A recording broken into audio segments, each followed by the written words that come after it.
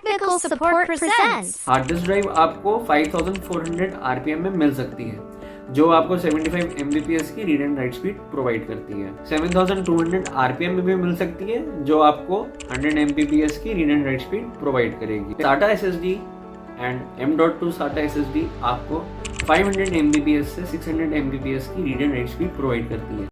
Oh my God! Wow!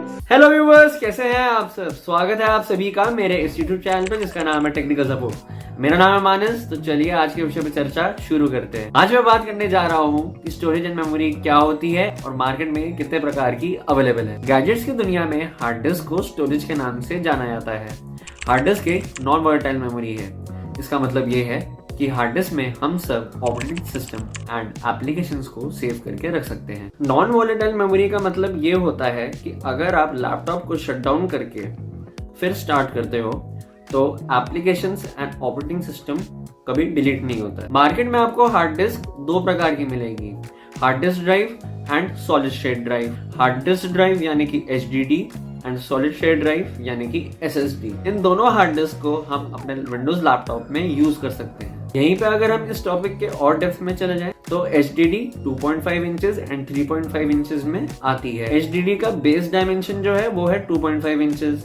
2.5 inches इसलिए है क्योंकि वो लैपटॉप में आराम से फिट हो जाती है। हार्ड डिस्क ड्राइव की स्पीड उसके आरपीएम पे डिपेंड करती है। जितना ज्यादा आरपीएम उतनी ज्यादा स्पीड। हार्ड डिस्क ड्राइव आपको 5400 आरपीएम में मिल सकती है, जो आपको 75 एमबीपीएस की read and right speed provide करती है। 7200 आरपीएम में भी मिल सकती है, जो आपको 100 एमबीपीएस की read and right speed provide करेगी। 10000 आरपीएम में भी मिल सकती है, जो आपको 140 एमबीपीएस की read and right speed provide करेगी। रीड स्पीड आपको ये बताता है कि हार्ड डिस्क को 1 सेकंड में फाइल खोलने में कितने मेगाबाइट्स लग रहे हैं। वहीं पे राइट स्पीड आपको ये बताता है कि हार्ड डिस्क को 1 सेकंड में फाइल डाउनलोड करने में कितने मेगाबाइट्स लग रहे हैं। इससे आपको ये तो पता लग गया होगा कि एमबीपीएस का मतलब है मेगाबाइट्स पर सेकेंड, जो कि डेटा ट्रांसफर करने की मेजरमेंट यूनिट है। मार्केट में आपको HDD काफी साइजेस की मिल जाएगी, जैसे कि 500 GB, 1 TB, 2 TB, 4 TB, 6 TB, 8 TB and 16 TB। मैं आपको रिकमेंड करूंगा कि आप हार्ड डिस्क ड्राइव को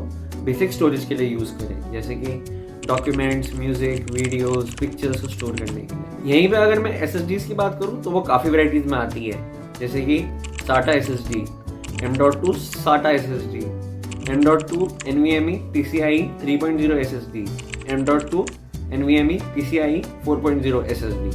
Example by Technical Support. Last वाली SSD मार्केट में नहीं आई है। इसका मतलब ये है कि इसके लैपटॉप्स मार्केट में काफी लिमिटेड है, और क्योंकि ये काफी लेटेस्ट टेक्नोलॉजी पे बेस्ड है तो इसके लैपटॉप्स काफी एक्सपेंसिव है। तो मैं आपको ये रिकमेंड करूंगा कि आप सेकेंड क्लास वाली SSDs को अपने लैपटॉप में यूज करें, और अगर आपको कोई लैपटॉप लेना है तो सेकेंड क्लास वाली SSD वाले लैपटॉप्स लीजिए, वो बजट रेंज लैपटॉप्स में आती है। यहाँ पे PCIe का मतलब है पेरिफेरल कंपोनेंट इंटरकनेक्टेड एक्सप्रेस। इसको अगर मैं सिंपल भाषा में समझाऊं तो ये एक कनेक्टर है जो कि आपके M.2 SSDs को लैपटॉप के मदरबोर्ड से कनेक्ट करने में मदद करता है, ताकि लैपटॉप डेटा को रीड एंड राइट कर सके। इनकी वेराइटीज इनके स्पीड पे वेरी करती है। SATA SSD and M.2 SATA SSD आपको 500 MBPS से 600 MBPS की read and right speed provide करती है। M.2 NVMe PCIe 3.0 SSD आपको 3500 MBPS की read and right speed provide करता है। वहीं पे M.2 NVMe PCIe 4.0 SSD आपको 7000 MBPS की read and right speed provide करता है। SSDs आपको वेरियस साइजेस में भी मिलती है, जैसे कि 128 GB, 256 GB, 512 GB, 1 TB, 2 TB। SSDs के लिए मैं यही रिकमेंड करूंगा कि इनमें आप operating system, applications and games को ही स्टोर करें, ताकि वो जल्दी से रीड एंड राइट हो पाए। अब अगर मैं रैम की बात करूं तो रैम एक वॉलेटाइल मेमोरी है। यहाँ पे वॉलेटाइल मेमोरी का ये मतलब है कि अगर आपके लैपटॉप में कोई भी एप्लीकेशन खुला हुआ है या फिर आपने कोई भी डेटा को क्लिपबोर्ड में कॉपी कर रखा है और अचानक से लैपटॉप शट डाउन हो जाए और आप फिर से लैपटॉप को स्टार्ट करें तो वो जो एप्लीकेशंस हैं या फिर जो डेटा आपने क्लिपबोर्ड पे स्टोर करके रखा हुआ था वो सब क्लियर हो जाएगा।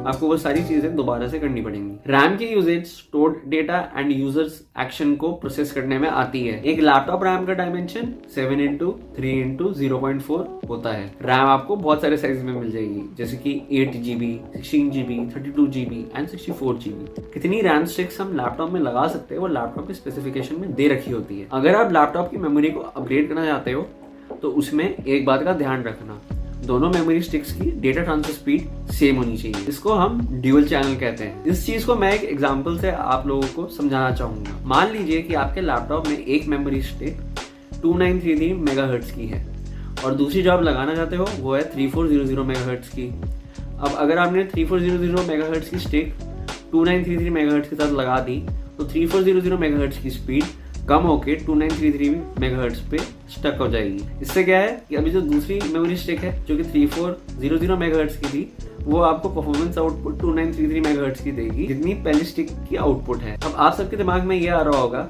कि अभी के टाइम पे रैम को बहुत नाम से जाना जाता है, जैसे कि DDR RAM, DDR2 RAM, DDR3 RAM and DDR4 RAM, और इनमें से हम कौन सी रैम को अपने लैपटॉप में यूज करें। इस डाउट को मैं यहाँ पे क्लियर करना चाहूंगा।